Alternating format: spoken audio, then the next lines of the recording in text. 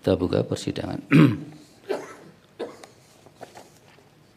Persidangan untuk permohonan nomor 272 tahun 2025 dan nomor 24 tahun 2026 dibuka dan persidangan akan terbuka untuk umum. Selamat pagi atau selamat siang. Assalamualaikum warahmatullahi wabarakatuh. Salam sejahtera untuk kita semua. Diperkenalkan untuk pemohon 272 dulu. Silakan. Baik, terima kasih banyak Yang Mulia. Untuk pemohon kami dari kuasa hukum ada saya Cikal Restu dan juga ada Mbak Viola Reininda. Untuk pemohon 1 yaitu dari Serikat Pekerja Kampus diwakili oleh Bapak Rizma Afian Azim. Ada juga pemohon 2 yaitu Bapak Isman Rahmani Yusron. Izin menyampaikan juga Yang Mulia di lantai 2 juga ada pengurus dan anggota Serikat Pekerja dari SPK yaitu Bapak Hutomo, Ibu Diah dan juga Ibu Dewi. Iya. Terima kasih. Dari 24 silakan. Terima kasih untuk perkara 24 pemohon hadir atas nama Raitman Arwan dan saya sendiri kuasa hukum atas nama Erdin Tahir. Terima kasih. Baik, dari kuasa DPR. Baik, terima kasih Yang Mulia. Assalamualaikum warahmatullahi wabarakatuh. Waalaikumsalam. Kami dari Badan Keahlian DPR RI, saya Ernawati bersama rekan saya Bapak Devin Octaviano. Terima kasih Yang Mulia. Baik, dari kuasa Presiden atau pemerintah. Terima kasih Yang Mulia. Bismillahirrahmanirrahim. Assalamualaikum warahmatullahi wabarakatuh. Selamat Waalaikumsalam. pagi. Salam sejahtera buat kita semua. Kuasa Presiden hadir dari 2 kementerian Yang Mulia. Yang pertama dari Kementerian Pendidikan Tinggi, Sains dan Teknologi. Hadir Ibu Nur Syarifah, staf ahli Menteri Bidang Regulasi. Kemudian Bapak Kozin Altafani, Kepala Bagian Fasilitasi Advokasi Hukum beserta tim. Kemudian dari Kementerian Hukum hadir saya sendiri Syamardan. Kemudian Purwoko, Ferry Juni Haryanto beserta tim. Terima kasih Yang Mulia. Assalamualaikum warahmatullahi wabarakatuh. Waalaikumsalam. Dari pihak terkait, Serikat Dosen dan Karyawan Universitas Proklamasi. Silakan diperkenalkan. Terima kasih Yang Mulia. Perkenalkan saya Habib Abdillah Nurusman, Ketua dari Serikat Dosen dan Karyawan Universitas Proklamasi 45. Terima kasih. Dari Asosiasi Dosen Indonesia. Assalamualaikum warahmatullahi wabarakatuh. Terima kasih banyak Yang Mulia. Kami dari Asosiasi Dosen Indonesia hadir Ketua Umum Profesor Dr. Muhammad Ali Birawi dan saya Sekjen Muhammad Nurianto Arif serta beberapa pengurus sebagai pengunjung. Terima kasih banyak Yang Mulia. Assalamualaikum warahmatullahi wabarakatuh. Waalaikumsalam. Dari Perkumpulan Pendidik Progresif Indonesia. Terima kasih Yang Mulia. Kami dari Perhimpunan Pendidikan Progresif Indonesia atau yang dikenal P2G, ada Koordinator Nasional Pak Satriwan dan saya sendiri Ferry Ansa. Dari Constitutional and Administrative Law Society. Terima kasih Yang Mulia. Assalamualaikum warahmatullahi wabarakatuh. Selamat pagi. Perkenalkan kami dari kolektif perseorangan guru dosen akademisi serta guru besar yang tergabung dalam Constitutional and Administrative Law Society atau CALS. Hadir saya sendiri Tarik Elven selaku kuasa hukum serta rekan saya Nabila, Fawas, Bayu dan Wahyu di belakang. Terima kasih. Baik, kalau dari pemberi keterangan pihak terkait Melbourne Bergerak hadir juga. Assalamualaikum warahmatullahi wabarakatuh. Yang Mulia, kami dari Melbourne Bergerak hadir secara daring. Perkenalkan nama saya Ulianiami Evrina Jamsen sebagai koordinator umum dengan kawan-kawan kami dari koordinator masing-masing divisi ada Ucu Martanto, kemudian Jesslyn, ada Afni Silaban dan Michael Radita dan juga Aryati Sinaga hadir secara daring. Terima kasih Yang Mulia. Baik, terima kasih. Agenda persidangan pada siang atau pagi hari ini adalah untuk mendengar keterangan pihak terkait yang tadi kami absen. Karena pihak terkait yang lain, Forum Komunikasi Dosen, Kaukus Indonesia untuk Kebebasan Akademik, Paguyuban Pekerja Universitas Indonesia, Serikat Pekerja Universitas Gadjah Mada, tidak hadir. Memang agendanya mendengar keterangan pihak terkait yang belum pernah didengar keterangannya oleh Mahkamah. Oleh karena itu dipersilakan yang pertama memberikan keterangan dari Serikat Dosen dan Karyawan Universitas Proklamasi di podium Bapak. Silakan.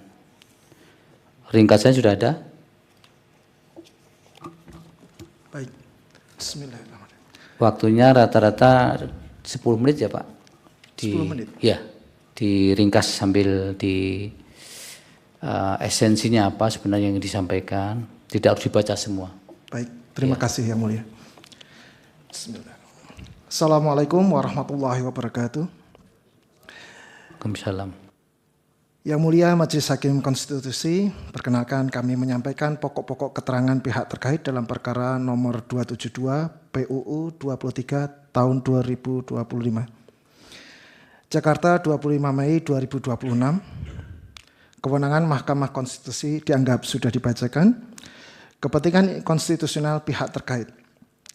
Yang Mulia Hakim Konstitusi, hari ini saya berdiri di hadapan Yang Mulia bukan sebagai representasi formal dari sebuah organisasi saja, melainkan sebagai pembawa suara dari mereka yang selama ini terbungkam di balik megahnya Menara Gading Pendidikan Perguruan Tinggi.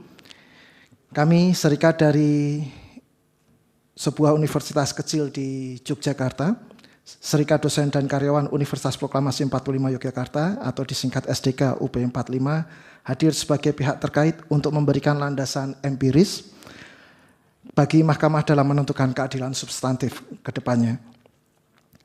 Kehadiran kami didorong oleh luka sejarah dan perjuangan nyata bahwa SDK UP 45 yang lahir pada tahun 2020 sebagai bentuk konsolidasi para dosen yang mengalami pemecatan, skorsing, hanya karena mereka berani mempertanyakan hak-hak normatif, kesejahteraan, dan status kerja mereka. Kami pernah memperjuangkan upah setara UMR, mengalami represif, bahkan PHK dalam proses tersebut. Ketika kami menang di pengadilan, seluruh dosen di kampus kami, alhamdulillah, mendapatkan hak kenaikan upah yang setara UMR. Yang menjadi pertanyaan adalah, apakah untuk memperoleh keadilan ini, setiap dosen harus melakukan hal ini? Setiap dosen harus menumbalkan diri untuk mendapatkan keadilan. Pokok keterangan pihak terkait. Poin yang pertama, kegagalan pasal 52 sebagai tameng eksploitasi di balik perjanjian kerja. Inti dari permohonan ini adalah pengujian terhadap pasal 52 ayat 1, 2 dan 3 Undang-Undang Guru dan Dosen. Kami menyatakan dengan tegas bahwa norma ini telah gagal memberikan perlindungan bagi profesi dosen karena ketiadaan parameter upah minimum yang jelas dan pasti. Fakta empiris ini tidak bisa disangkal pada peristiwa tahun 2020 di tengah prestasi universitas yang saat itu gemilang bagi kami. Akreditasi institusi naik menjadi akreditasi B. Jumlah mahasiswa melonjak dari 800 menjadi 2000, serta terjadinya lonjakan hibah penelitian yang kami terima. Namun penyelenggara pendidikan justru secara nyata mengabaikan hak-hak konstitusi dosen atas imbalan yang layak. Bahkan ketika pandemi datang, pihak yayasan berlindung di balik dalil potensi krisis, adanya audit keuangan transparan yang tidak transparan, mereka kemudian melakukan pemutusan hubungan kerja secara sepihak dan membuang hampir sepertiga dari pekerjanya dari 135 orang menjadi 98 orang. Poin 32, represi dan pembungkaman, sisi gelap hubungan industrial kampus. Majelis Hakim yang mulia, pelanggaran terhadap hak atas upah yang layak seringkali beriringan dengan pelanggaran hak asasi yang lain. Ketika kami melalui serikat dan senat universitas mempertanyakan rasionalitas PHK dan transparansi tata kelola keuangan, kami justru mendapatkan tindakan union busting atau pemberangusan singkat.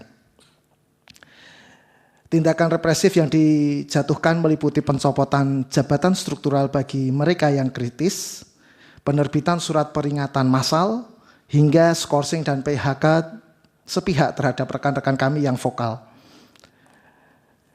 Tindakan represif tersebut ada bentuk perbudakan modern yang secara terang-benderang menginjak pasal 28E ayat 3, pasal 28G ayat 1 Undang-Undang Negara Republik Indonesia tahun 45.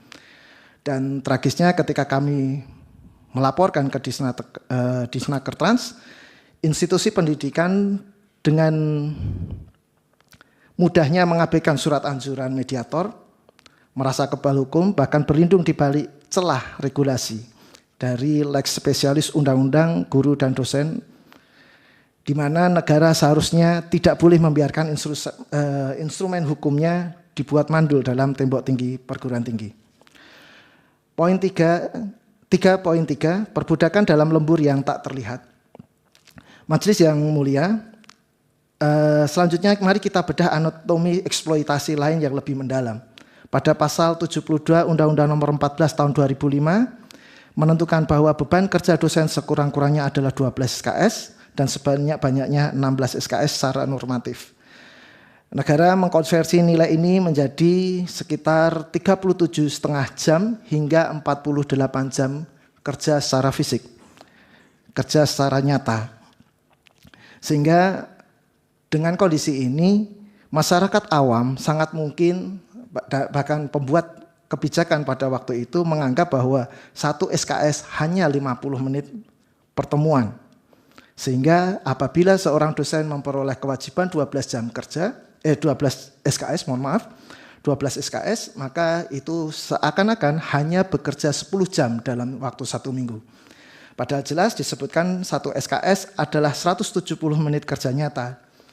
Di balik 50 menit penampilan di ruang kelas ada 120 menit yang lain yang penggunaannya untuk pemeriksaan tumpuan tugas, menyiapkan modul yang relevan, memberikan bimbingan, dan lain sebagainya. Sehingga dengan demikian 12 SKS bisa dinyatakan setara dengan 34 jam kerja. Namun ini juga baru satu poin yang mulia. Dalam Tridharma kita memiliki kewajiban, 3 kewajiban. Yang satunya tadi ada pendidikan, yang berikutnya adalah penelitian dan pengabdian masyarakat. Yang mulia, disinilah letak ketidakadilannya. Lalu bagaimana negara penyelenggara pendidikan mengupah keringat para intelektual ini? Di sektor perguruan tinggi swasta dan di kalangan dosen honorer, sistem upah berbasis tarif per SKS telah memiskinkan para ilmuwan secara struktural. Ketika sekeranjang SKS dihargai puluhan ribu rupiah per bulannya. Seorang dosen tetap mengajar penuh waktu, namun secara jamak hanya menerima upah di bawah 1,5 juta. Bahkan bagi dosen PNS dan PPK, kondisinya juga tidak jauh berbeda. Pangkat dan golongan mereka disamakan begitu saja dengan birokratif administratif, mengabaikan fakta absolut bahwa untuk menjadi seorang dosen, itu mereka harus menginvestasikan waktu, pendidikan S2 dan S3 yang tentunya mahal, panjang, dan melelahkan. Yang mulia, pasal 28D ayat 2, Undang-Undang 45 secara tegas menjamin hak setiap orang untuk bekerja secara baik, serta mendapat imbalan dan perlakuan yang adil dan layak dalam hubungan kerja. Kemudian ketika pasal Undang-Undang Nomor 14 Tahun 2005 muncul, yang mengunci secara kaku definisi kerja dalam skema SKS, khususnya dosen non-PNS, maka undang-undang ini secara nyata telah gagal melaksanakan amanah konstitusi. Aturan ini secara sadar atau tidak telah melanggengkan diskriminasi dan perbudakan di dunia akademik. Oleh karena itu, melalui permohonan judicial review ini kami mengetuk pintu hati nurani yang mulia. Kami mohon agar mahkamah memberikan tafsir konstitusional yang progresif. SKS tidak boleh lagi dijadikan alat untuk memeras keringat dosen dan jam kerjanya dengan kepastian upah yang layak. 3.4, kedaruratan kerja paksa dan penjara administratif surat lolos butuh. Yang mulia, penderitaan akibat upah yang tidak layak ini semakin diperparah dengan dirampasnya mobilitas para dosen di samping upah rendahnya. Kami dipaksa untuk tunduk pada sebuah praktik ketenagaan yang kami sebut sebagai penjara administratif yang berwujud sebagai bentuk terbitnya surat lolos butuh. Dalam realitas hubungan kerja, praktik surat lolos butuh ini telah berkembang menjadi monster yang melalui fungsi administratifnya. Banyak rekan kami yang ingin mencari penghidupan yang lebih layak telah menyelesaikan kewajiban kerjanya, kemudian mengajukan pengunduran diri dan sama sekali tidak memiliki ikatan dinasti lainnya, namun secara sewenang-wenang ditahan di kampus asalnya dengan menahan atau mempersulit terbitnya surat lolos butuh. Akibatnya sangat fatal yang mulia, dosen kehilangan hak konstitusionalnya untuk mencari penghidupan yang layak dan diperlakukan adil. Sistem ini memberi insentif yang berlebih kepada kampus untuk mempertahankan upah yang sangat rendah, karena mereka tahu bahwa dosen-dosennya tidak akan pernah bisa melarikan diri ke institusi lain.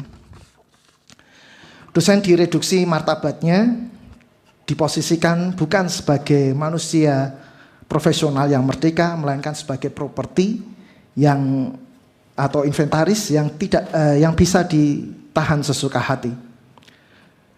Waktunya Pak, mungkin bisa langsung kesimpulan. Baik, penutup dan petitum yang mulia, maka kami demi menyelamatkan hak konstitusional dosen skala menyeluruh memohon dan mendorong kepada mahkamah untuk memutuskan: 1. Mengabulkan permohonan para pemohon untuk seluruhnya. Yang kedua, menyatakan frasa gaji pokok dalam pasal 52 ayat 1 Undang-Undang Nomor 14 Tahun 2005 tentang guru dan dosen dalam Lembaran Negara Republik Indonesia tahun 2005 nomor 157, tambahan Lembaran Negara Republik Indonesia nomor 4586 tentang Undang-Undang Dasar Negara, bertentangan dengan Undang-Undang Dasar Negara Republik Indonesia tahun 1945 dan tidak mempunyai kekuatan hukum mengikat secara bersyarat sepanjang tidak dimaknai sebagai berikut: gaji pokok yang sekurang-kurangnya setara dengan upah minimum yang berlaku di satuan pendidikan tinggi berada.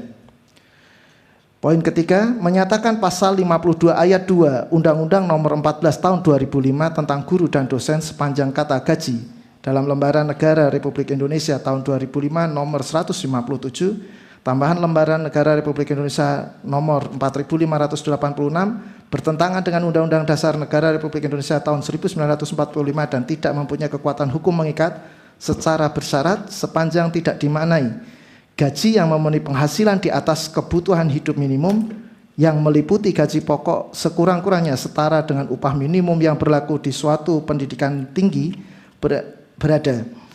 Tunjangan termasuk di dalamnya tunjangan yang melekat pada gaji serta penghasilan lain yang berupa tunjangan profesi, tunjangan fungsional, tunjangan khusus, tunjangan kehormatan serta maslahat tambahan yang terkait dengan tugas sebagai dosen yang ditetapkan dengan prinsip penghargaan atas dasar prestasi.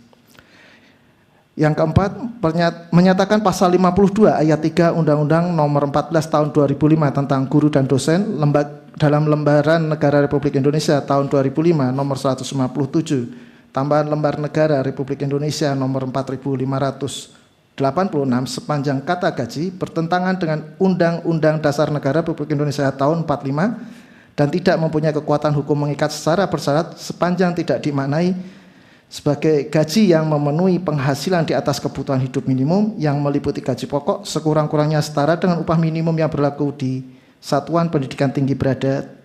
Kemudian tunjangan yang melekat pada gaji serta penghasilan lainnya berupa tunjangan profesi, tunjangan fungsional, tunjangan khusus, tunjangan kehormatan serta maslahat tambahan yang terkait dengan tugas sebagai dosen yang ditetapkan dengan prinsip penghargaan atas dasar prestasi.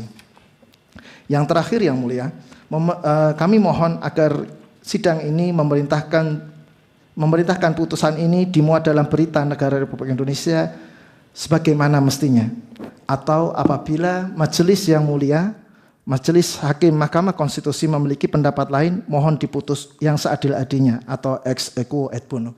Terima kasih yang mulia atas waktu yang diberikan. Assalamualaikum warahmatullahi wabarakatuh. Waalaikumsalam. Dilanjut dari Asosiasi Dosen Indonesia.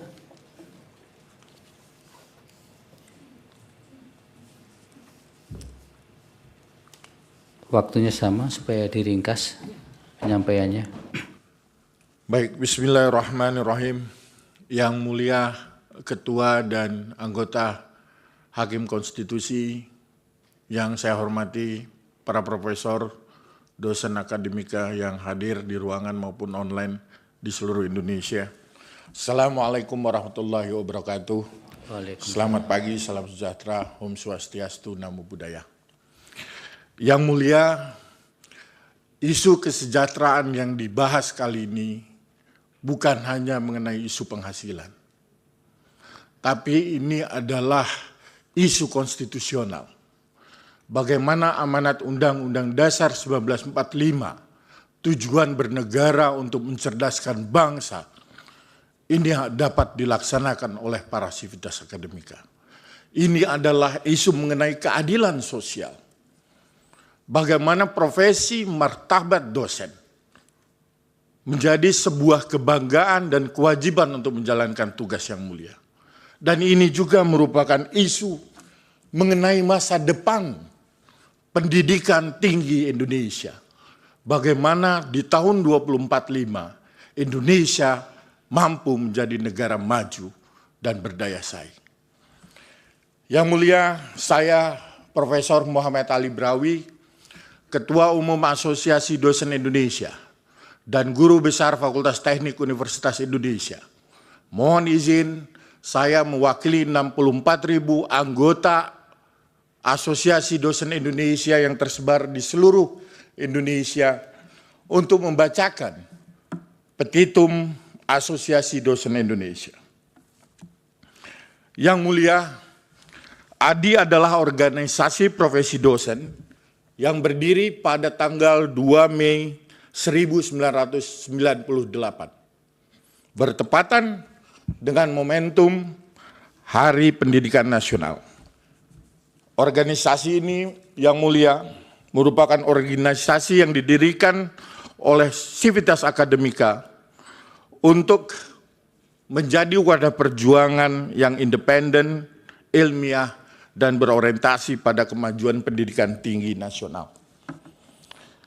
Sebagai organisasi profesi, kami memiliki komitmen untuk memperjuangkan kualitas pendidikan tinggi nasional, menjaga marwah profesi dosen, memperkuat kebebasan akademik, meningkatkan kesejahteraan dosen, serta mendorong kebijakan pendidikan yang berkeadilan.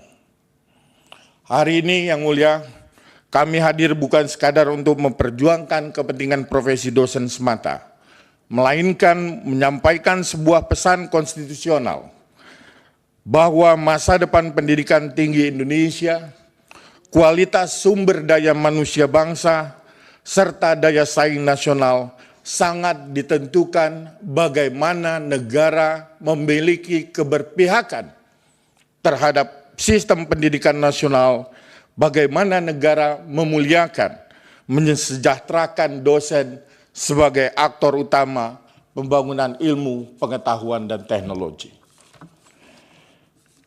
Yang mulia, kami memiliki kepentingan terhadap uji material dalam perkara ini, yakni pasal 52 ayat 1, 2, dan 3, merupakan sebagai basis legal pengaturan penghasilan dan kesejahteraan bagi seluruh dosen di Indonesia. Ketidakpastian hukum dalam pasal-pasal tersebut akan berdampak langsung pada kelangsungan hidup dan martabat dosen yang diwakili oleh ADI. Tanpa adanya tafsir konstitusional yang mewajibkan gaji pokok, maka otonomi perguruan tinggi dapat menentukan gaji dan melakukan praktek gaji murah yang mencederai hakikat profesi dosen sebagai aktor pendidik bangsa.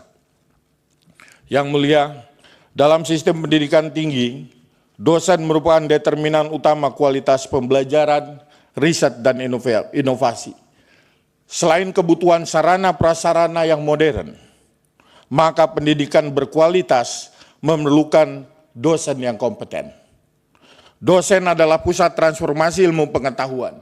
Dari tangan dosen lahirlah lulusan-lulusan yang unggul, penelitian yang inovatif, solusi kebijakan publik berbasis data, serta pengembangan teknologi yang menopang kemajuan bangsa. Oleh karena itu, kualitas pendidikan tinggi sesungguhnya sangat ditentukan oleh kualitas dan kesejahteraan para dosennya. Negara-negara lain telah membuktikan Dalam sistem kompensasi dosen yang baik, maka output riset yang lebih tinggi, produktivitas inovasi yang kuat, kualitas lulusan yang kompetitif, serta daya saing universitas dan daya saing negaranya ini lebih unggul di tingkat global. Belum ada satu negara maju yang membuktikan tanpa pendidikan tinggi yang baik, mereka menjadi sebuah negara yang berdaya saing. Kita bisa melihat bagaimana negara seperti Singapura, Korea Selatan, Jepang, dan berbagai negara Eropa, berbagai negara maju lainnya menempatkan profesi dosen sebagai profesi strategis negara. Bahkan Jepang setelah kalah perang, dibombardir, hal pertama yang dilakukan adalah membangun pendidikannya, membangun SDM-nya. Negara-negara tersebut memahami bahwa investasi terbesar dalam pendidikan tinggi tidak hanya pada infrastruktur, tetapi juga pada manusianya. Kesejahteraan dosen sesungguhnya berkorelasi langsung dengan kualitas pengajaran, produktivitas riset, serta kontribusinya terhadap inovasi nasional. Yang mulia, realitas yang dihadapi banyak dosen di Indonesia saat ini cukup memprihatinkan. Kami sendiri menerima laporan, keluhan dari banyak dosen di seluruh Indonesia.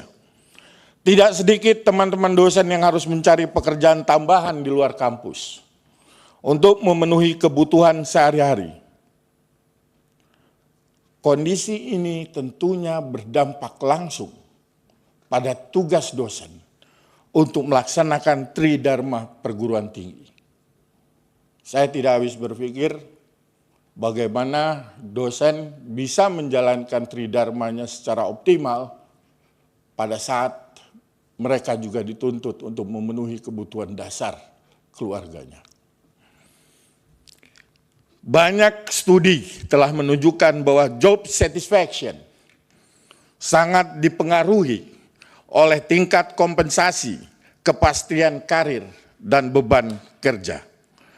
Kesejahteraan yang rendah berimplikasi pada penurunan motivasi akademik, rendahnya produktivitas penelitian, meningkatnya kelelahan kerja sehingga menurunkan kualitas pembelajaran. Dalam konteks ini, kesejahteraan dosen bukanlah bentuk kemewahan, Yang Mulia, melainkan prasyarat minimum agar dosen dapat menjalankan tanggung jawab akademiknya secara optimal.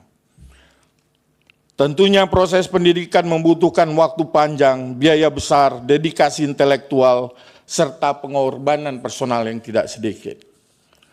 Memberi gaji yang rendah kepada tenaga profesional berpendidikan tinggi sesungguhnya menunjukkan pelanggaran terhadap prinsip fair wage, menciptakan ketidakadilan struktural, dan menurunkan legitimasi profesi akademik itu sendiri. Saya yakin Yang Mulia juga sangat memahami pada saat tagar jangan jadi dosen. Pada saat berbagai keluhan disampaikan oleh masyarakat profesi maupun masyarakat umum di dalam memperjuangkan kesejahteraan dosen. Yang Mulia, fakta empiris disebutkan oleh berbagai sumber, salah satunya kami citasi di sini Yang Mulia, bahwa angka rata-rata gaji dosen di Indonesia per bulan hanya sekitar 3,36 juta. Dan ini di bawah angka gaji dari teman-teman dosen di negara-negara lain, jangankan jauh, di negara-negara ASEAN. Kita di bawah Singapura, Brunei Darussalam, Kamboja, Thailand, Malaysia, Vietnam, bahkan Filipina. Bagi saya, kita harus hadir, negara harus hadir. Dan saya meyakini tugas kami di sini, tugas Yang Mulia di depan, ini menjadi satu dasar untuk melakukan reformasi pendidikan tinggi secara menyeluruh. Dimulai dengan bagaimana kita melakukan keberpihakan terhadap kesejahteraan dosen. Waktunya bisa langsung kesimpulan, Pak. Prof. Baik, Yang Mulia. Berdasarkan berbagai penjelasan, kami sudah submit juga Yang Mulia petitumnya secara lengkap. Kami sebagai pihak terkait memohon kepada Yang Mulia Majelis Hakim Mahkamah Konstitusi untuk mengabulkan permohonan yang diajukan oleh para pemohon dengan amar sebagai berikut. 1. Mengabulkan permohonan para pemohon untuk seluruhnya. Kedua, menyatakan frasa gaji pokok dalam pasal 52 ayat 1 Undang-Undang 14 tahun 2005 tentang guru dan dosen, tambahan lembaran negara, dan tidak Undang-Undang Republik Indonesia tahun 1945 dan tidak mempunyai kekuatan hukum mengikat secara bersyarat sepanjang tidak dimaknai gaji pokok yang sekurang-kurangnya 2 kali upah minimum yang berlaku di satuan pendidikan tinggi berada. Kedua, menyatakan pasal 52 ayat 2 Undang-Undang 14 tahun 2005 tentang guru dan dosen sepanjang kata gaji dan tidak mempunyai kekuatan hukum mengikat secara bersyarat sepanjang tidak dimaknai sebagai berikut. Gaji yang memenuhi penghasilan di atas kebutuhan hidup minimum yang meliputi gaji pokok sekurang-kurangnya 2 kali upah minimum yang berlaku di satuan pendidikan tinggi berada. Tunjangan yang melekat pada gaji serta penghasilan lain yang berupa tunjangan profesi, tunjangan fungsional, tunjangan khusus, tunjangan kehormatan, serta maslahat tambahan yang terkait dengan tugas sebagai dosen yang ditetapkan dengan prinsip penghargaan atas dasar prestasi. Keempat, menyatakan pasal 52 ayat 3 dan seterusnya bahwa gaji yang memenuhi penghasilan di atas kebutuhan hidup minimum yang meliputi gaji pokok sekurang-kurangnya 2 kali upah minimum yang berlaku di satuan pendidikan tinggi berada, tunjangan yang melekat pada gaji, serta penghasilan lain yang berupa tunjangan profesi, tunjangan fungsional, tunjangan khusus, tunjangan kehormatan, serta maslahatan tambahan yang terkait dengan tugas sebagai dosen yang ditetapkan dengan prinsip penghargaan atas dasar prestasi. Kelima, memerintahkan putusan ini dimuat dalam Berita Negara Republik Indonesia sebagaimana mestinya, atau apabila Majelis Hakim Mahkamah Konstitusi memiliki pendapat lain, mohon untuk dapat memberikan putusan yang seadil-adilnya.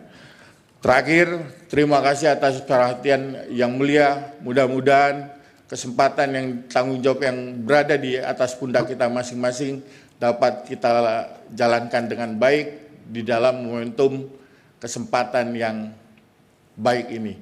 Mudah-mudahan dapat menjadi amal ibadah bagi kita semua. Demikian keterangan yang dapat saya sampaikan atas perhatian yang diberikan. Kami ucapkan Assalamualaikum warahmatullahi wabarakatuh. Panjang umur perjuangan. Amin. Dilanjut dari Perkumpulan Pendidik Progresif Indonesia. Bisa sebelah sana Pak, kalau sama saja podiumnya. Bismillahirrahmanirrahim. Yang mulia Ketua dan anggota Majelis Hakim Konstitusi Republik Indonesia. Perkenalkan, saya Feriansa, pengurus Perkumpulan Pendidikan Progresif Indonesia atau yang dikenal P2G, dan saya juga merupakan dosen di Universitas Negeri Medan. Perkenalkan kami, Perkumpulan Pendidik Progresif Indonesia sebagai organisasi profesi yang menghimpun guru, dosen, peneliti, praktisi pendidikan, dan tenaga kependidikan di Indonesia menyampaikan pokok-pokok keterangan pihak terkait dalam perkara untuk selanjutnya kami menyebut diri sebagai P2G. Kami berdiri dengan semangat memperjuangkan pendidikan yang demokratis, berkeadilan, non-diskriminatif, emansipatoris, dan memerdekakan sebagaimana ditegaskan dalam ADART kami. Kami memandang bahwa pendidikan bukan semata-mata instrumen administrasi negara atau kebutuhan pasar tenaga kerja, melainkan ruang pembentukan manusia yang merdeka dan warga negara yang demokratis. Berdasarkan prinsip pendidikan kritis, progresif, profetik, emansipatoris, kebinekaan, dan yang memerdekakan, kami memiliki kepentingan konstitusional dan moral untuk memastikan bahwa setiap kebijakan pendidikan nasional tidak mereduksi martabat guru dan dosen sebagai subjek utama dalam pendidikan. Dalam konteks perkara ini, Pengujian norma mengenai penghasilan dan perlindungan profesi guru dan dosen tidak hanya menyangkut aspek administratif ketenagakerjaan, tetapi juga menyangkut keberlangsungan hak atas pendidikan yang bermutu, kebebasan akademik, keadilan sosial, serta keberlanjutan ekosistem pendidikan nasional yang demokratis. Kedudukan dan kepentingan hukum kami bahwa kami merupakan organisasi profesi pendidikan yang secara aktif memperjuangkan perlindungan guru, dosen, pendidikan, dan tenaga kependidikan di Indonesia. Dalam ADRT kami ditegaskan bahwa salah satu tujuan utama kami adalah melindungi segenap pendidik dan tenaga kependidikan dalam menjalankan profesinya. Kami memiliki fungsi sebagai wadah menghimpun aspirasi dan gerakan guru, dosen, pendidik, dan tenaga kependidikan. Kemudian kami merupakan alat perjuangan bagi guru, dosen, pendidik, dan tenaga kependidikan. Dengan demikian, norma yang sedang diuji dalam perkara Ku memiliki keterkaitan langsung dengan mandat perjuangan organisasi kami, khususnya terkait perlindungan profesi guru dan dosen, kepastian kesejahteraan, martabat profesi pendidikan, perlindungan kebebasan akademik, serta jaminan keadilan sosial dalam ekosistem pendidikan nasional. Bahwa guru dan dosen merupakan aktor utama dalam pendidikan nasional. Ketika negara gagal memberikan kepastian kesejahteraan dan perlindungan yang layak, maka yang terancam bukan hanya kehidupan individu pendidik, melainkan juga kualitas pendidikan nasional secara keseluruhan. Kami memandang bahwa ketidakjelasan norma mengenai penghasilan guru dan dosen akan memperbesar ketimpangan pendidikan, memperlembah independensi akademik, dan mendorong komersialisasi pendidikan yang bertentangan dengan amanat konstitusional. Karena itu, kami memiliki kepentingan hukum untuk memastikan agar sistem pengupahan dan perlindungan profesi pendidikan di Indonesia benar-benar sesuai dengan prinsip negara kesejahteraan dan amanat pasal 31 Undang-Undang Dasar Negara Republik Indonesia tahun 1945. Poin-poin keterangan pihak terkait. Pertama, pendidikan sebagai hak konstitusional dan tanggung jawab negara. Yang Mulia Majelis Hakim Konstitusi.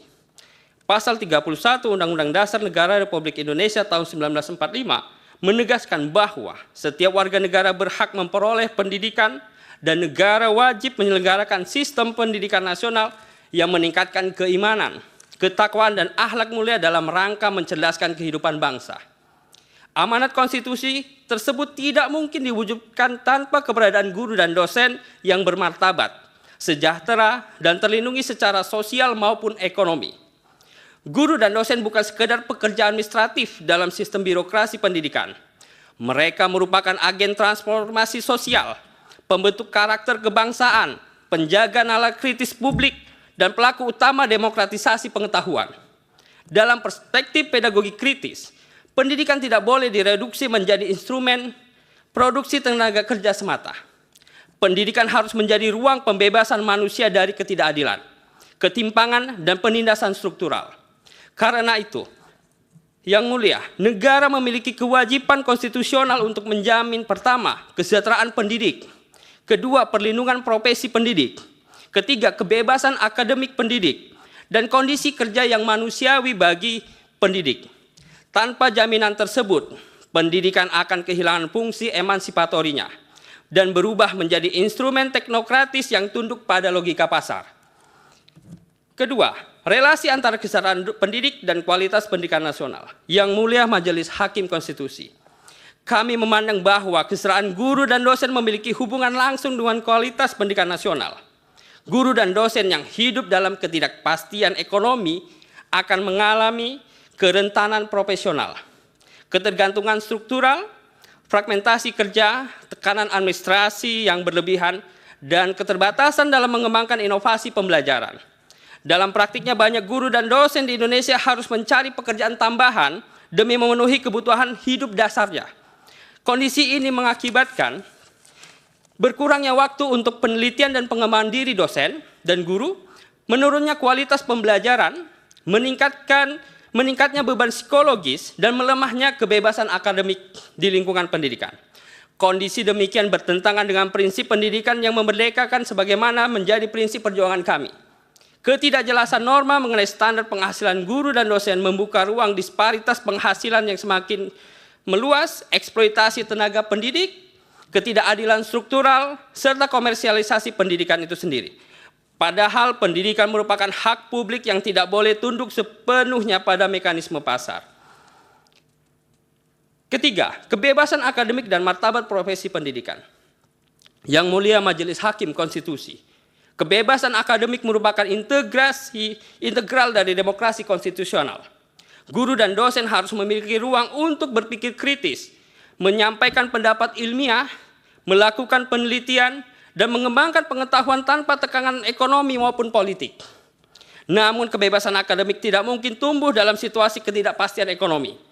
Pendidik yang rentan secara ekonomi cenderung akan takut menyampaikan kritik, takut untuk menghindari isu-isu yang sensitif, takut bergantung pada kepentingan institusi dan atau pasar, dan kehilangan independensi intelektualnya.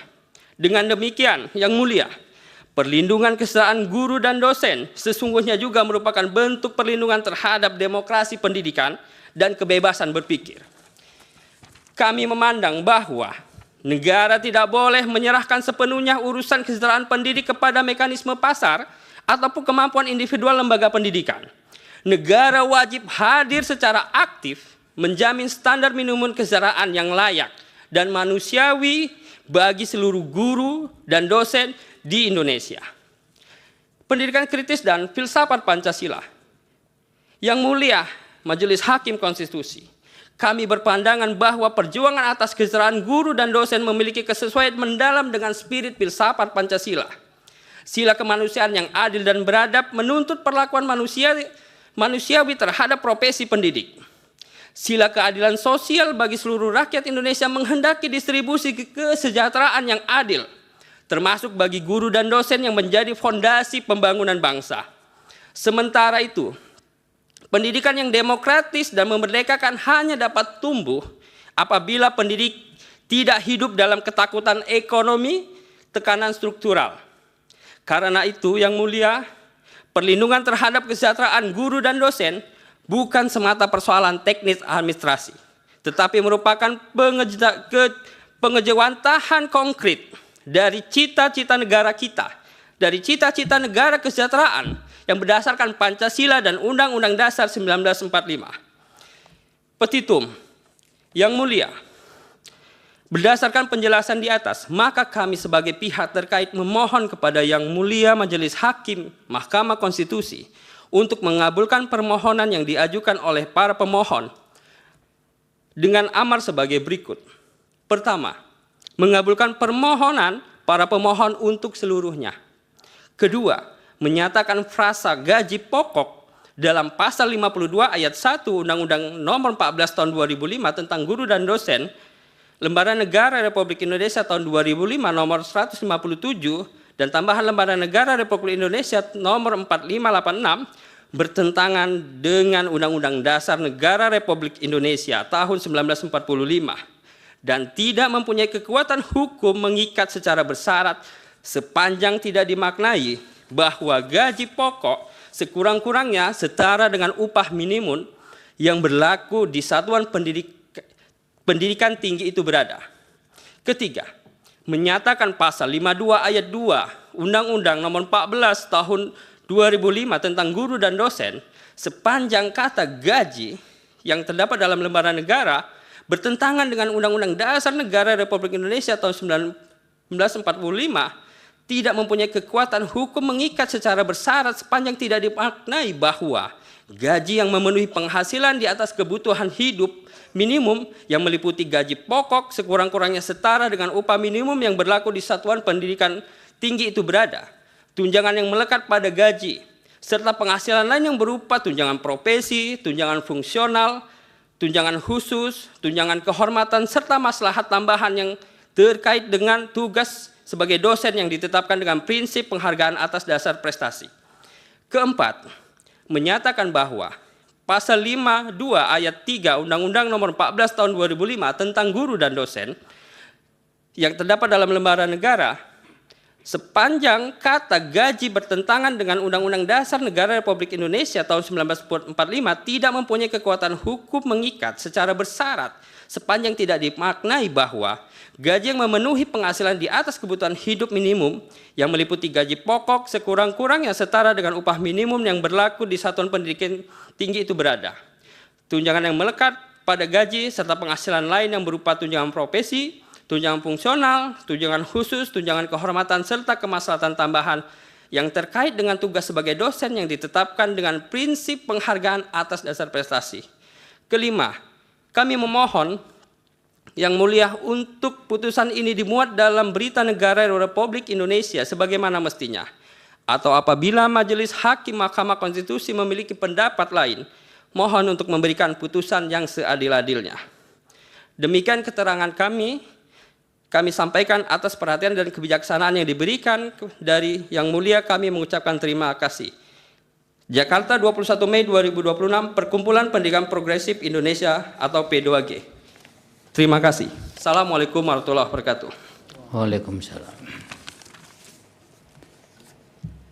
Dilanjut dari Karls. Kan sudah ya?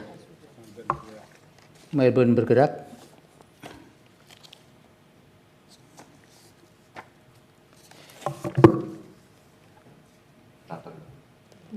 Silakan.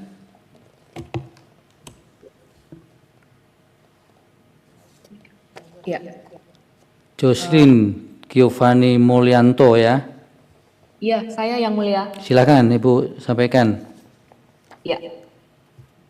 Majelis Hakim yang terhormat, perkenalkan kami adalah Melbourne Bergerak sebagai pihak terkait dalam sidang uji materi untuk nomor perkara 272/PUU 23 Romawi/2025.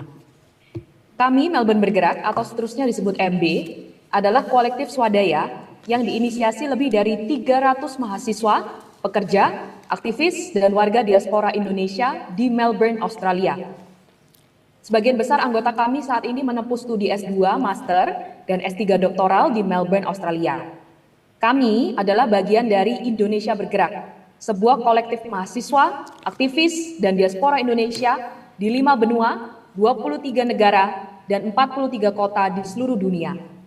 Fokus kolektif kami adalah membangun kesadaran politik, penguatan demokrasi, dan solidaritas demi keadilan di tanah air. Majelis Hakim yang mulia, dalam sidang ini, Melbourne Bergerak akan menambahkan 2 perspektif yang berbeda dari sidang-sidang sebelumnya.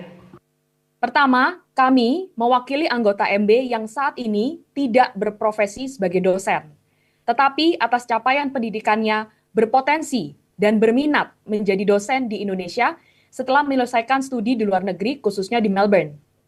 Kedua, kami juga mewakili anggota kami yang saat ini berprofesi sebagai dosen di perguruan tinggi negeri maupun swasta di Indonesia dan sedang melanjutkan pendidikan tinggi maksud kami di Melbourne. Uraian kami dalam sidang ini mewakili kekhawatiran atas masa depan regenerasi dosen dan masa depan pendidikan Indonesia. Belajar dari kondisi ekosistem industri pertanian kita yang tidak lagi menarik minat petani baru karena minimnya penghasilan, putusnya rantai regenerasi petani dapat berakibat pada kedaulatan pangan nasional. Tren permasalahan yang sama saat ini sedang terjadi dalam ekosistem pendidikan kita. Di tengah kondisi ekonomi yang penuh ketidakpastian dan tanpa adanya jaminan oleh negara atas gaji minimum bagi dosen, cepat atau lambat, krisis dosen adalah keniscayaan, sebagaimana bukti P1. Situasi ini tidak bisa lebih lama lagi dibiarkan. Selain itu, penetapan gaji dosen minimal upah minimum adalah bentuk negara menjamin keadilan intergenerasional. Sebab, jika negara memberikan jaminan gaji minimum untuk dosen hari ini, maka negara telah menancapkan preseden untuk menjamin kelayakan gaji dosen di masa depan.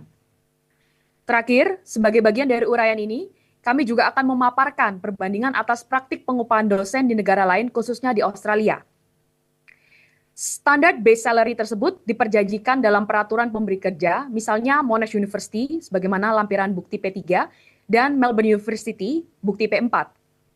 Tanpa terburu-buru menganggap yang dari luar pasti lebih baik, Perbandingan ini bermaksud agar kita semua, anak-anak bangsa yang menyaksikan sidang ini dimanapun berada, dan terutama majelis hakim yang terhormat, dapat mempertimbangkan dengan hati nurani dan akal sehat.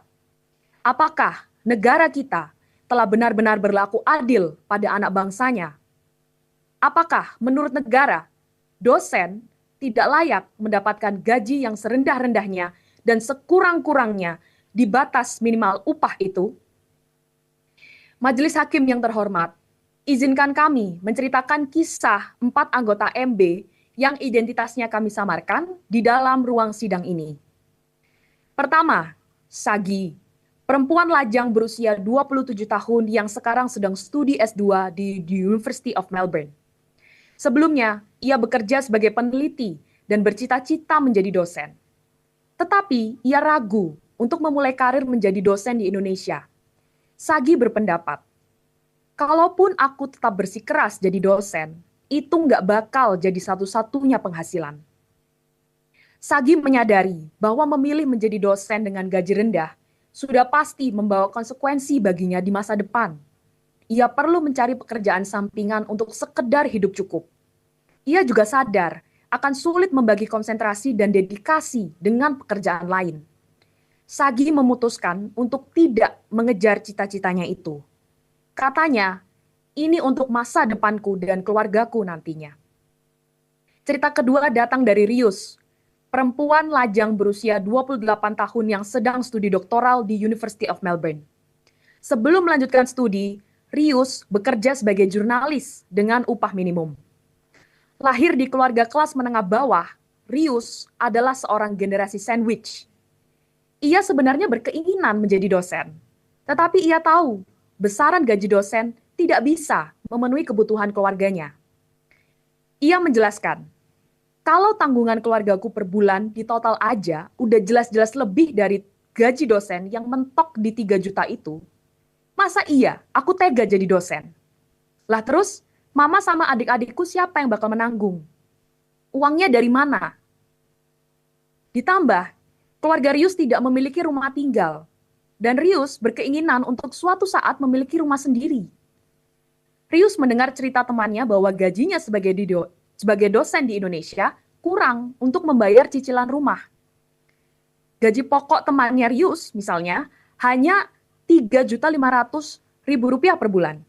Sedangkan cicilan rumah sebesar Rp3.990.000 selama 10 tahun. Ketiga adalah cerita Libra, laki-laki 37 tahun dan sudah menikah, yang segera akan lulus S3. Belum lama ini, ia diterima sebagai dosen tetap non-ASN pada universitas negeri ternama di Indonesia. Katanya, perguruan tinggi di Indonesia saat ini sangat getol merekrut calon dosen yang berlatar belakang sedang atau sudah bergelar S3 dari universitas ternama di luar negeri. Tujuannya untuk mengejar prestis sebagai world class university. Ironisnya, Libra hanya menerima gaji pokok sebesar Rp2.345.000 tiap bulan, sebagaimana bukti P6. Kata Libra, sialnya di Indonesia uang segini mah pasti kagak cukup. Boro-boro ngontrak rumah, paling cukup buat makan doang. Namun, karena sudah terlanjur diterima sebagai dosen, ia sekarang sedang mencari-cari pekerjaan sampingan untuk persiapan kembali ke tanah air di tahun ini. Libra bercerita, seorang temannya misalnya, menerima gaji pokok sebesar Rp4.380.000 per bulan, sebagaimana bukti P7. Meski sudah berkarir selama 15 tahun sebagai dosen ASN PTNBH di Surabaya. Padahal UMR Surabaya per 2026 adalah sebesar Rp5.300.000. Terakhir adalah pengalaman Pio, seorang perempuan berusia 54 tahun yang telah berkeluarga. Sebelumnya, Pio adalah dosen di Universitas Perguruan Tinggi di Indonesia. Namun, sekarang sudah menjadi dosen di suatu universitas di Melbourne. Alasan utamanya adalah kesempatan untuk melakukan riset dan publikasi. Saat menjadi dosen di Indonesia, Pio juga bekerja sebagai peneliti dan konsultan yang penghasilannya bisa 2 sampai 3 kali lipat dari pendapatannya sebagai dosen dalam sebulan. Pio juga menceritakan sistem penggajian di Indonesia dan Australia yang sangat berbeda.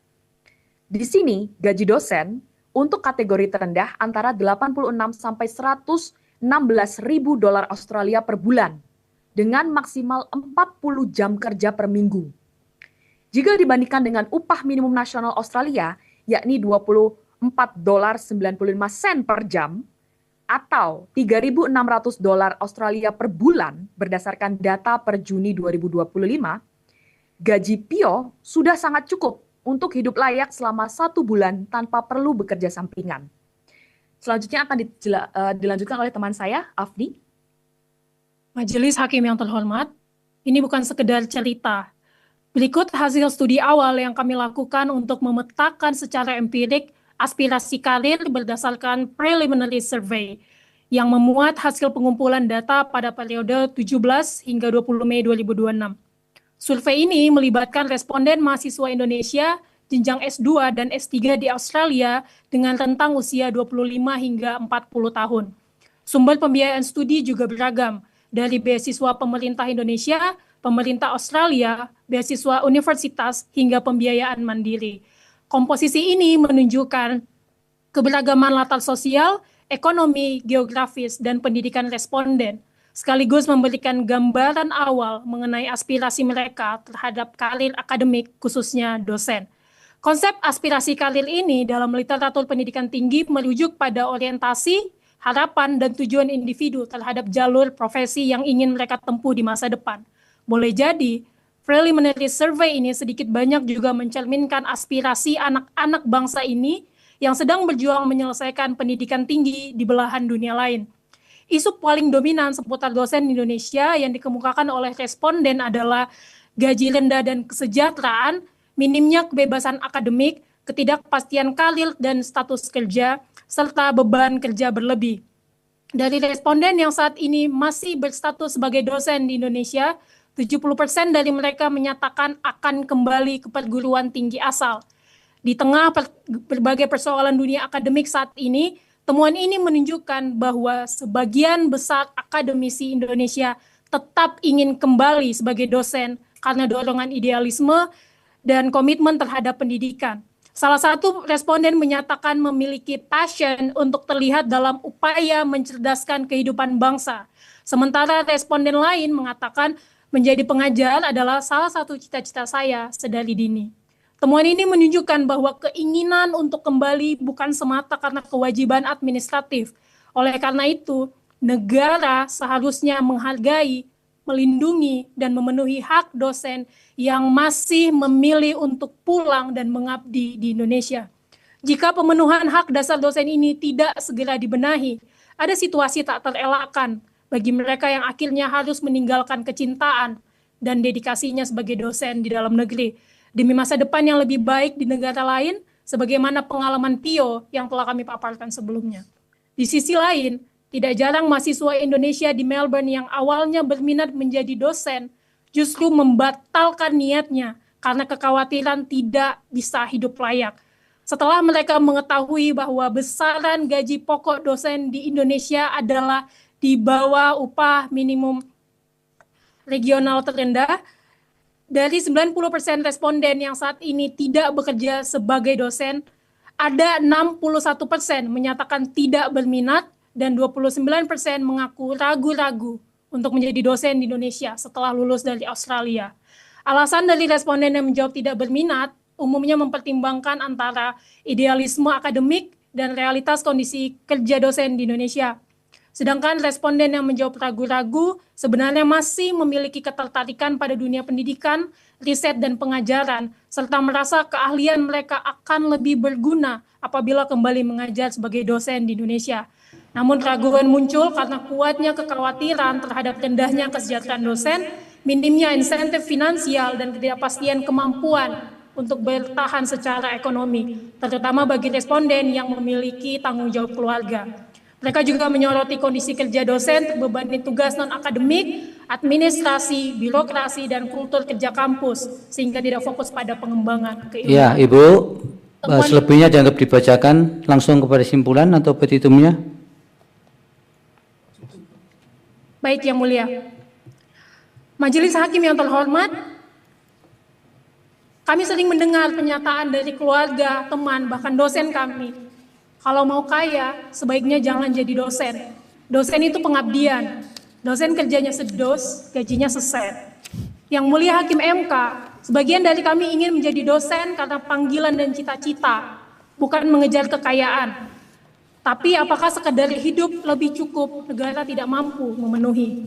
Padahal itu adalah hak konstitusional setiap orang. Sepenuhnya keputusan ada di palu Hakim yang mulia, namun izinkan kami berharap agar jangan memadamkan panggilan dan cita-cita ini. Kami ingin ikut serta mencerdaskan bangsa yang juga kami miliki dan cintai. Akhir kata, pihak terkait dalam hal ini Melbourne Bergerak memohonkan kepada Majelis Hakim Mahkamah Konstitusi untuk memutus sebagai berikut. Pertama, mengabulkan permohonan para pemohon untuk seluruhnya.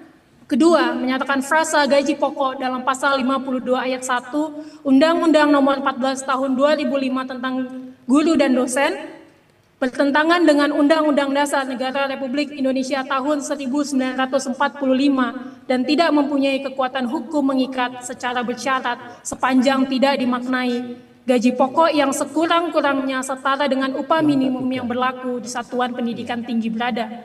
Ketiga, menyatakan pasal 52 ayat 2 Undang-Undang Nomor 14 Tahun 2005 tentang guru dan dosen sepanjang kata gaji bertentangan dengan Undang-Undang Dasar Negara Republik Indonesia tahun 1945 dan tidak mempunyai kekuatan hukum mengikat secara bersyarat sepanjang tidak dimaknai gaji yang memenuhi penghasilan di atas kebutuhan hidup minimum yang meliputi gaji pokok sekurang-kurangnya setara dengan upah minimum yang berlaku di satuan pendidikan tinggi berada, tunjangan yang melekat pada gaji, serta penghasilan lain yang berupa tunjangan profesi, tunjangan fungsional, tunjangan khusus, tunjangan kehormatan, serta masalah tambahan yang terkait dengan tugas sebagai dosen yang ditetapkan dengan prinsip penghargaan atas dasar prestasi. Keempat, menyatakan pasal 52 ayat 3 Undang-Undang Nomor 14 Tahun 2005 tentang guru dan dosen sepanjang kata gaji bertentangan dengan Undang-Undang Dasar Negara Republik Indonesia tahun 1945 dan tidak mempunyai kekuatan hukum mengikat secara bersyarat sepanjang tidak dimaknai gaji yang memenuhi penghasilan di atas kebutuhan hidup minimum yang meliputi gaji pokok sekurang-kurangnya setara dengan upah minimum yang berlaku di satuan pendidikan tinggi berada. Tunjangan yang melekat pada gaji, serta penghasilan lain yang berupa tunjangan profesi, tunjangan fungsional, khusus, kehormatan, serta masalah tambahan yang berkaitan dengan tugas sebagai dosen yang ditetapkan dengan prinsip penghargaan atas dasar prestasi. Kelima, memerintahkan putusan ini dimuat dalam berita negara Republik Indonesia sebagaimana mestinya. Atau apabila Majelis Hakim Mahkamah Konstitusi memiliki pendapat lain, mohon untuk diputus yang seadil-adilnya. Ex aequo et bono, pihak terkait Melbourne Bergerak. Terima kasih. Baik, terima kasih. Dari Majelis Hakim ada yang mau disampaikan untuk para pihak terkait yang memberikan keterangan? Prof. Guntur, silakan, Prof. Ya, baik. Terima kasih Yang Mulia Bapak Ketua. Terima kasih kepada seluruh pihak terkait yang tadi sudah menyampaikan keterangannya. Saya bacakan saja pihak-pihak terkait tersebut. Baik dari yang pertama tadi, dari Serikat Dosen dan Karyawan ya, Universitas Proklamasi 45 Yogyakarta, kemudian dari Asosiasi Dosen Indonesia ADI, kemudian dari Perkumpulan Pendidik Progresif Indonesia, dan juga yang terakhir tadi dari Melbourne Bergerak.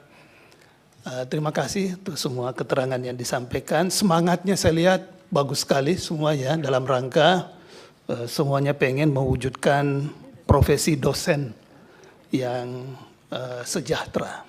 Saya kira itu memang menjadi concern kita. Tapi konstitusi kita kan tidak hanya dosen yang harus sejahtera, memang kesejahteraan umum. Jadi bukan hanya dosen. Nah, kalau ini perjuangan secara sektoral masing-masing, ya tentu semua nanti akan memperjuangkan diri. Bayangan saya negara mestinya yang harus memperjuangkan untuk bisa semuanya bisa jadi sejahtera dalam konteks kesejahteraan umum itu.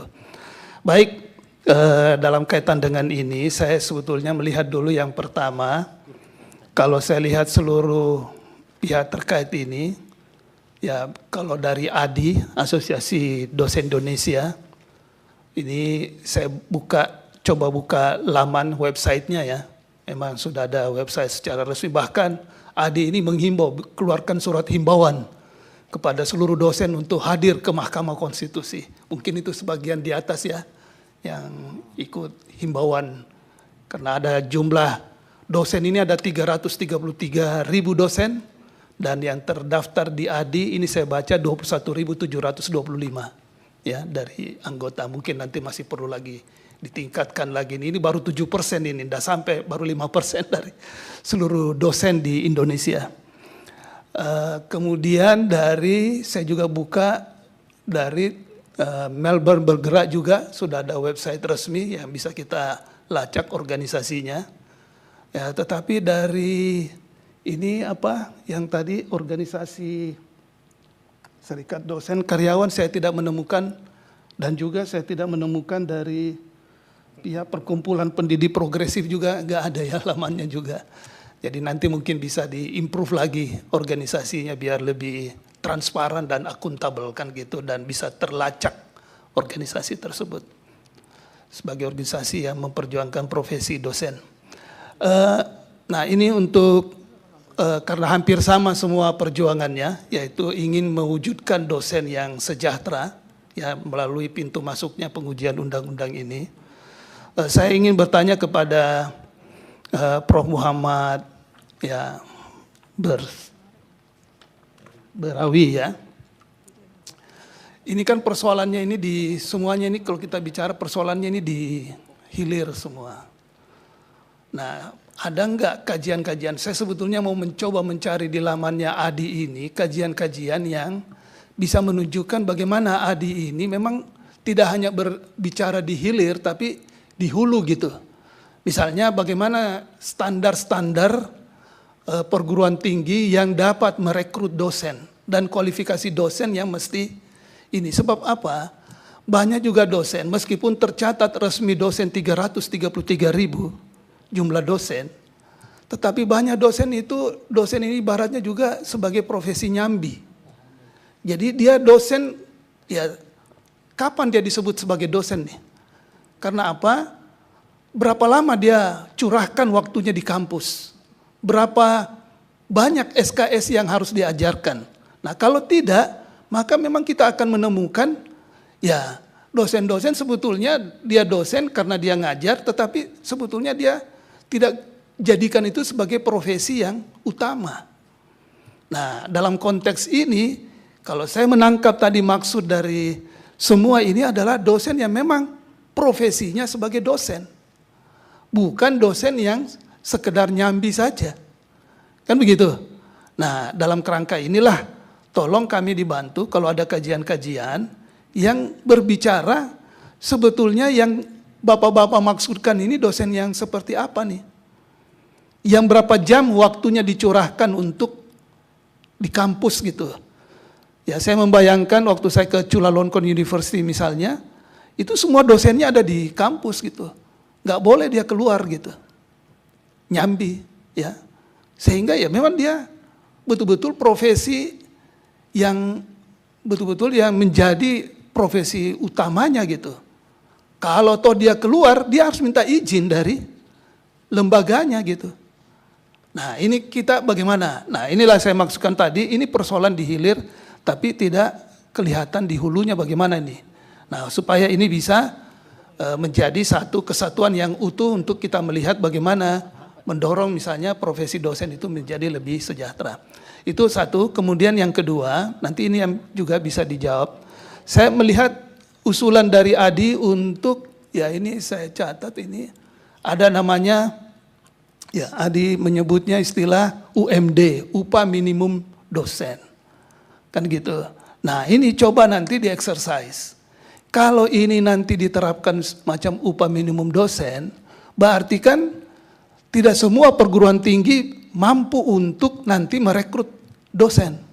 Karena dia harus, misalnya dia harus menyediakan anggaran, jadi berapa dosen yang dia miliki, dia harus punya anggaran minimal yang harus disediakan. Ya, dengan anggaran minimal dosen ini. Nah, Sekarang faktanya tidak seperti itu. Nah, bagaimana Adi ini bisa mengeksersis ini sehingga nanti ya perguruan tinggi yang tidak memenuhi persyaratan ini, ya pertama misalnya dari segi akreditasinya, ya apakah nanti dia akan terdepak atau memang tidak terakreditasi. Kemudian dari segi dari segi eksistensinya sebagai perguruan tinggi, kalau sampai ada perguruan tinggi yang tidak mencukupi anggaran dia untuk menyediakan UMD, nah ini mau diapakan nih perguruan tinggi ini? Apakah dia on off sifatnya, ya, atau ya mungkin dia dilikuidasi atau dia merger ke perguruan tinggi yang lain. Nah ini semua mesti ada gambaran dari Adi, tidak semata-mata untuk mendorong adanya UMD, karena ini memiliki implikasi-implikasi yang tentu harus juga kita lihat sampai sejauh mana implikasi yang muncul dari penetapan UMD. Tapi sebagai usul saya pikir ini usul yang positif menurut saya. Mungkin itu dari saya Yang Mulia. Saya kembalikan ke Yang Mulia Bapak Ketua. Terima kasih. Terima kasih Prof. Yang Mulia. Cukup mungkin Yang Mulia Pak Arsul, silakan. Terima kasih Yang Mulia Pak Ketua. Terima kasih kepada seluruh pihak terkait yang telah menyampaikan keterangan dalam persidangan di Mahkamah Konstitusi ini. Saya hanya ingin bertanya kepada Adi nih ya, asosiasi dosen nih, karena dalam keterangan terutama yang PPT ini kan saya lihat disampaikan perbandingan gaji dosen di negara Asia Tenggara. Ya. Saya tidak ingin membandingkan antara kita Indonesia dengan Singapura udah, ataupun dengan Brunei Darussalam lah. Tapi ini di sini disebutkan ya, Kamboja ini menempati ranking ketiga, Thailand ranking keempat. Di Kamboja ini menurut data yang dikutip Adi yang bersumberkan dari Kudstat, ya, saya belum menelusuri Kudstat ini data statistik apa, ya. Ini Kamboja ini gaji dosennya 22,19 juta, Thailand 21,90 juta, dan kemudian Indonesia 3,36 juta. Nah ini Prof. Ali Pirawi ya, sekira supaya mahkamah ini memiliki perspektif yang komprehensif, maka penyajian data yang statistikal ini tidak hanya ini, tidak hanya membandingkan gaji-gaji ini. Pertama juga sumbernya dulu nih harus sumber resmi, ya, sumber yang jelas lah, yang akuntabel lah ini. Tuh. Yang kedua, ini kan tidak bisa kemudian hanya dilihat dari sisi angka gajinya saja atau pendapat, tapi juga beban kerja tadi sudah disinggung oleh Yang Mulia Prof. Guntur. Jadi kami tolong jangan kemudian ini mungkin istilah ini nggak pas, saya mohon maaf kalau tidak pas. Ini seolah-olah ini angka perbedaan yang bombastis saja, ya. Tapi persoalan penggajian saya kira di sektor apapun itu kan selalu ada paling tidak dua sisi, yakni sisi penerimaan dari pekerja, buruh di satu sisi, tapi juga sisi kewajiban beban kerja dari pekerja atau buruh. Ini juga harus berikan juga ya. Kami akan sangat berterima kasih ya. Termasuk ini dari Melbourne Bergerak ya. Ini juga perlu kami juga diberikan data juga kewajiban dosen, termasuk mungkin klasifikasinya. Kalau di sini ada dosen tetap dan dosen tidak tetap, ya. Kemudian yang dosen tetap juga ada dosen tetap luar biasa dan ada dosen tetap biasa di luar gitu ya. Itu juga barangkali kami juga perlu juga diberi tambahan keterangan, informasi ya supaya kita bisa melihat dengan perspektif yang lebih luas ya. Tentu memang yang utama adalah perspektif tentang pendapatan. Tetapi kan sekali lagi ketika kita bicara perspektif pendapatan itu juga ada perspektif beban kerja juga, ya, yang menghasilkan pendapatan itu. Saya kira itu juga yang kami perlu juga diberi informasi, keterangan tambahan nanti bisa disampaikan menyusul. Saya kira hanya itu saja yang mulia Pak Ketua, terima kasih. Ya, mulia Prof. Saldi, silakan. Makasih Pak Ketua. Saya juga sedikit ini kepada Asosiasi Dosen. Ini kan gaji Indonesia ini di sini, ini kalau soal gaji ini agak lebih detail kita tanya. Ini kan gaji Indonesia itu 3,36 juta. Apakah di dalam 3,36 ini gaji pokok saja atau ada tunjangan-tunjangan lain? Nah, tolong ini diuraikan. Karena sepengetahuan saya, yang diterima itu dosen ya, terutama di negeri, itu pasti lebih dari ini. Nah, tolong kami dibantu untuk mendetailkan angka di Indonesia. Sementara yang di tempat lain itu apakah gaji pokok saja atau ada tunjangan-tunjangan lainnya? Misalnya ini kan, kalau Singapura ini kan terlalu jauh ini. Yang bisa kita perbandingkan kayak Vietnam, Filipina, itu kan masih pada angka yang 2 atau 3 kali lipat dibanding Indonesia.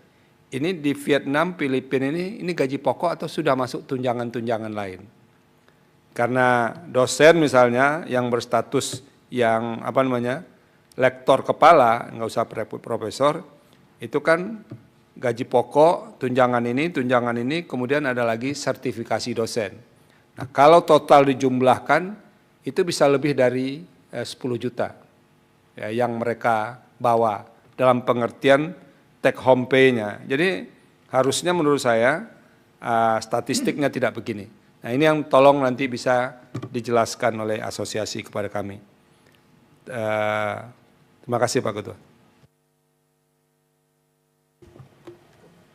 Baik, itu yang untuk beberapa keterangan tambahan yang dimintakan oleh Majelis Hakim, baik untuk Adi maupun Melbourne Bergerak dan juga tadi dari proklamasi berkaitan dengan status perkumpulannya yang nanti dijelaskan juga, termasuk dari keterangan pihak terkait yang lain yang meskipun tidak secara khusus di-mention tadi, tapi terkait perlu diperlukan tambahan keterangan, nanti kami tunggu di persidangan yang akan datang supaya keterangan-keterangan itu ditambahkan secara tertulis. Tidak harus direspon hari ini, karena Majelis Hakim juga masih ada sidang berikutnya di sesi berikutnya. Oleh karena itu, untuk persidangan yang akan datang, berkaitan dengan permohonan-permohonan ini, Majelis Hakim akan mendengar keterangan ahli dari pemohon 272 terlebih dahulu, tapi tidak 3 ahli ya, 2 ahli saja, dan 2 saksi. Baik, Yang Mulia. Kemudian baru nanti kita beri kesempatan berikutnya untuk permohonan 24, dan dari Presiden juga akan mengajukan 2 ahli dan 2 saksi. Sementara para pihak terkait maksudnya termasuk DPR jika akan mengajukan ahli offline boleh jatahnya 2 ahli dan 2 saksi juga. Sementara pihak terkait jika akan mengajukan ahli dipersilakan tapi secara tertulis. Jumlahnya tidak dibatasi dan nanti diserahkan kepada mahkamah pada kesempatan-kesempatan berikutnya, terakhir pada kesimpulan kesempatannya. Itu untuk progres perkara ini. Jadi sidang berikutnya dijadwalkan dari Senin tanggal 22 Juni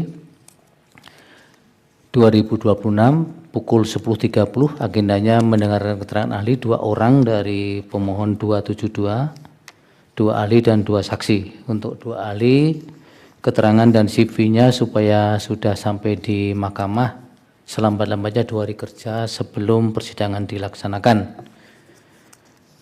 Jika yang dihadirkan adalah akademisi atau dari kampus, maka harus ada izin dari perguruan tinggi atau sejenisnya.